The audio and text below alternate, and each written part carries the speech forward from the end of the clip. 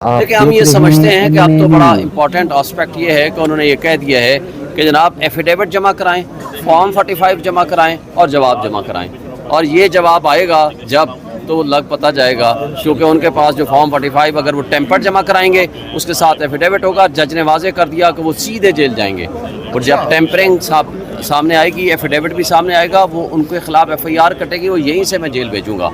और यहाँ कुरान पे हल्फ होगा, ये भी उन्होंने बताया है कि जब हल्फ होगा, कुरान पे हल्फ होगा, देखते हैं ना कि वो क्या लाते हैं। मैं समझता हूँ कि देखें कल की रिपोर्ट आने के बाद, डॉन की और पटन की रिपोर्ट आने के बाद, मैं ये समझता हूँ कि अब हर चीज़ वाज़े हो गया है। देखें वो एक इंटरनेशनल ऑर्गेनाइजेशन है और उसका काम ही इलेक्शन के हवाले से सारे मामलात की छानबीन करना है, उसमें हमारा तो कोई अमल दखल नहीं। उन्होंने अपने तय छानबीन की है, अपने तय उसको वेरीफाई किया और रिपोर्ट, ऑडिट रिपोर्ट बनाई है और उसका सबके सामने आ चुका है। आज की अदालत का सबसे अहम नुक्ता जो है वो ये है कि वो फॉर्म जमा कराएंगे और उसके साथ एफिडेविट होगा। और अदालत ने ये भी वाज़े कर दिया कि जिसका एफिडेविट झूठा निकलेगा और पता चल जाएगा वो सीधा जेल जाएगा इंशाअल्लाह। और इसमें एक बात बड़े वाज़े रखें, इसमें सिर्फ रो रिटर्न कैंडिडेट नहीं है जिसमें वो कठपुतली तारिक फजल हो या खुरम नवाज हो या अंजुम अकील हो, इसमें वो बाकी कैंडिडेट्स भी हैं जिनके फॉर्म 45 मौजूद हैं। मसलन TLP के आज वकील साहब आए हुए थे, उनके पास भी फॉर्म 45 हैं। मुस्तफ़ा नवाज खोखर के आए हुए थे वकील, उनके पास भी फॉर्म 45 हैं। इसी तरह बाकी जमात इस्लामी के हैं, उनका भी फॉर्म 45 है। तो लिहाजा जब ये फॉर्म 45 ये जाली जमा कराएंगे और वो ओरिजिनल सिर्फ हमारे पास नहीं बाकियों के जब आएंगे, तो एक बात तो तय है कि रिटर्निंग ऑफिसर ने तो जेल में जाना ही जाना है, उसके पास कोई दूसरा ऑप्शन नहीं है। जो उनने फोर्जरी कर रखी है वो सारी एविडेंस है, वो हमें पता है। आज उससे ज़्यादा अहम बात यह है कि EMS सिस्टम जो बनाया गया था वो कोई 28 करोड़ रुपए के करीब इन्होंने जो जानबूझ के उस दिन नेट बंद किया, उसका मकसद यही था कि हम ये कह सकें कि जनाब EMS सिस्टम काम नहीं कर रहा था। हालांकि उसके अंदर लॉ में ये मौजूद है कि जो ही प्रिजाइडिंग ऑफिसर वो रिजल्ट बनाएगा उसकी वो तस्वीर लेगा, स्नैपशॉट लेगा और वो तस्वीर इलेक्ट्रॉनिकली भेज देगा। जो ही बल्कि इनकी अपनी वेबसाइट पे भी मौजूद है, इनकी इलेक्शन कमीशन की वो वीडियो भी मौजूद है कि बग़ैर नेट के भी ये काम करेगा ये सिस्टम। तो ये पाबंदी थी अदालत की और अदालत ने कह दिया है कि EMS का रिकॉर्ड भी लेकर आएँ। अब इसके अंदर उन्होंने अगर उनको इरेज करके ख़त्म करके दोबारा नए दाखिल किए हैं तो भी वो रिकॉर्ड सामने आ जाएगा, वो जब उसका फोरेंसिक होगा कि किस तारीख को उन्होंने उसको डिलीट किया और किस तारीख को दोबारा जमा कराया। तो ये सारी चीज़ें जब रिकॉर्ड का हिस्सा बन जाएंगी तो इनके पास कोई ऑप्शन नहीं। और जैसे आपने कहा पटन इंटरनेशनल ने जो कुछ परसों या कल रिजल्ट दिया जो कि डॉन में छपा है, मैं कहता हूँ कि उसके बाद इन कठपुतलियों को शर्म आनी चाहिए। अगर गैरत हो और ये पक्के के डाकू अपने आप को ना कहलवाएं तो इनको आज कम से कम रिज़ाइन कर देना चाहिए और इनको शर्म से डूब मरना चाहिए कि आप कलमा के नीचे खड़े होके अल्लाह के पाक नाम के नीचे झूठे हल्फ ले रहे हो।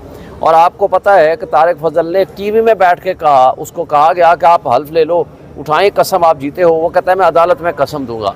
अदालत में कसम तो दूर की बात है, आज आया भी नहीं है। और आपने सवाल किया था कि किधर हैं उनके फॉर्म 45, यहाँ आया था एक दिन लहराने के लिए, मेरे पास फॉर्म 45 में।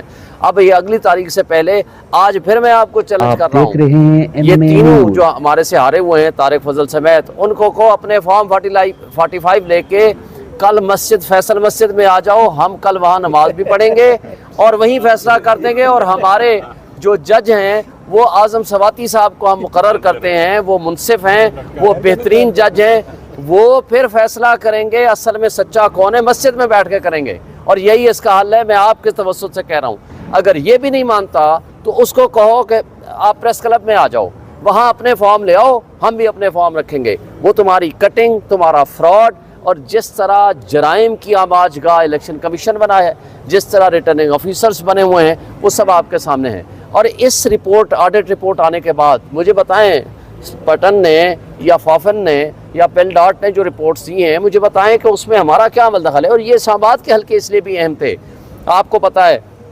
सारा दिन आप सोशल मीडिया वाले दोस्त और इलेक्ट्रॉनिक मीडिया वाले और प्रिंट मीडिया वाले सारे लोग, सबकी मौजूदगी में इवन इंटरनेशनल मीडिया मौजूद था। और ये मेरे वाले हल्के में तो 100% मीडिया हाउसेस भी मौजूद हैं। सब ने वो रिज़ल्ट देखे, वो रिज़ल्ट लिए, उसको TV में भी चलाया और अपने व्लॉग्स में भी किया और थ्रू आउट आप लोगों ने जो सर्वे किए थे वो रिपोर्ट्स भी सामने रख लो। इस सब कुछ के बावजूद अगर बेईमानों ने और हमारे एस्टेब्लिशमेंट ने इन कठपुतलियों को और इन बेईमानों को, इन चोरों को प्रोटेक्ट करने का ठेका ले रखा है, तो अफसोस से कहना पड़ता है कि जो इनसे तवक्को थी कि ये हमारे मुल्क की हिफाजत करेंगे, आइन की हिफाजत करेंगे, कानून की हिफाजत करेंगे, बजा ना कि ये उन चोरों को, बेईमानों को और उन पक्के के डाकुओं को और कच्चे के डाकुओं को वो प्रोटेक्ट करेंगे। ये काबिल अफसोस बात है। आज एस्टेब्लिशमेंट जिस तरह अपने आप को एक्सपोज कर चुकी है और जिस तरह आज की ब्यूरोक्रेसी ये साबित कर चुकी है कि वो सिर्फ़ और सिर्फ एक पेड और पालतू किस्म के एजेंट्स हैं उन करप्ट माफिया के जो इस वक्त मुसल्लत हो चुके हैं। और इलेक्शन कमीशन ऑफ पाकिस्तान इस वक्त साबित कर चुका है कि वो सिर्फ़ और सिर्फ जराइम की आमाजगाह बन चुका है, उनका और कोई काम नहीं है।